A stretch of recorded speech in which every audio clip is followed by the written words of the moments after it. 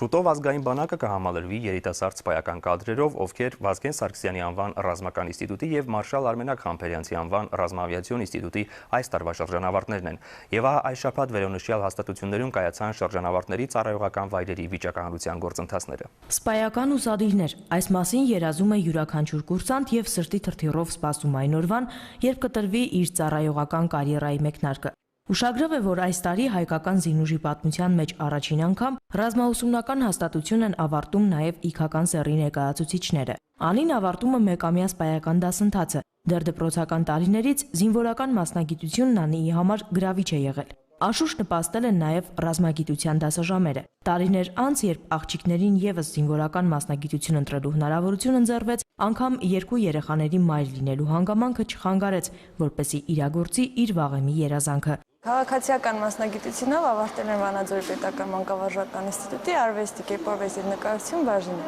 Երկար տարիներ դասավանդել եմ մանկավարժ եմ եղել Վանաձորի Հարթիաստան, բայց դասավանդելու հետ մեկտեղ երազում էի, որ դառնայի զինվորական։ Թեև մեր հասարակությունում աղջկա կողմից զինվորական մասնագիտություն ընտրելը փոքր-ինչ հանդուգն քայլ է ընկալվում, բայց Անին միակ իգական սեռի ներկայացուցիչը չէ, որ առաջիկա օրերին որպես դասակի հրամանատար կհամալրի զինված ուժերի շարքերը։ Տաթևիկի հայրը որպես պայմանագրային զինծառայող երկար տարիներ պաշտպանել է Հայաստանի հյուսիսարևելյան սահմանները։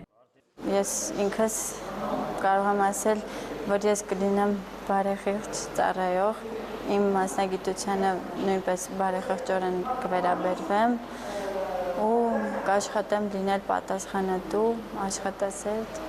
Իսկ Էման վստահ է, որ հայրենիքի պաշտպանությունը ոչ սեռ է ճանաչում, ոչ տարիք, հատկապես եթե հայրենիքը Հայաստանն է։ Հաշվի առնելով մեր երկրի աշխարհաքաղաքական դիրքն ու մեր հարևանների օրեցօր աճող ագրեսիան, անհրաժեշտ է, որ յուրաքանչյուրը մտածի հայրենիքի պաշտպանության մասին։ Երևի մի քիչ վախենում, թե ոնց կարող ենք մենք այդ հրամանները տալ, մեզ կլսեն, չեն լսի։ Բայց երևի ամեն ինչ լավ կստացվի, եթե սիրով ենք անում ու ուզում ենք, որ մեր ինչ-որ բան ստացվի, նպատակ ենք դրել, ուրեմն կհասնենք դրան։ Պաշտպանության նախարարության Մարշալ Արմենակ Համբերյանցի անվան ռազմաավիացիոն ինստիտուտի շրջանավարտ է նաև Գուրգենը։ Զինվորական ուսումն ավարտում է գերացանցության դիպլոմով։ Որպես հրամանատար եմ գնալու զորքեր եւ ես կփորձեմ իմ ավագ հրամանատարների փորձը օգտագործեմ իմ հետագա ծառայությունը ճիշտ կազմակերպելու համար։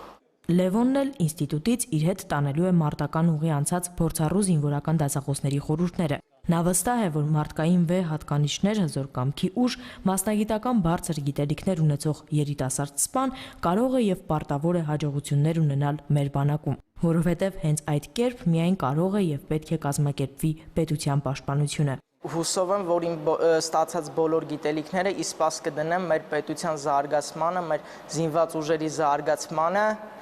եւ իմ փոքրիկ ներդրումը կունենամ մեր պետության բանակի զարգացման գործում։ Եվ ահա հուլիսի 21-ին նրանք վիճակահանության միջոցով ընտրում են իրենց հետագա ծառայության վայրը։ Վիճակահանությունից առաջ Պաշտպանության նախարարի առաջին տեղակալ Դավիթ Տոնոյանը գերազանց առաջադիմությամբ ավարտած շրջանավարտներին հնարավորություն ընձեռեց գործուղվել իրենց նախընտրած զորամասը։ Ոգևորությամբ ընդունվեց նաև մի խումբ երիտասարդ սպաների Հայաստանի սահմանային զորամասերում ծառայելու պատրաստակամությունը։ Դավիթ Տոնոյանը ողջունելով լեյտենանտների կամավոր ծառայության վայր ընտրելու հանգամանքը նշեց, որ հրաշալի է, երբ զինվորականը իր ծառայողական ուղու մեկնարկը վիճակահանության թմբուկի կմահաճությանը չի թողնում, այլ հստակ գիտե, թե որտեղից պետք է սկսել հայրենիքի պաշտպանությունը։ Իսկ ահա ինստիտուտի մյուս շրջանավարտների հետագա ծառայության վայրի ընտրությունը կատարվեց վիճակահանությամբ։ Հուլիսի 23-ին էլ շրջանավարտների վիճակահանություն էր կազմակերպվել Պաշտպանության նախարարության Վազգեն Սարգսյանի անվան ռազմական ինստիտուտում։ Արդեն անցյալում են կուրսանտական 4 տարիները,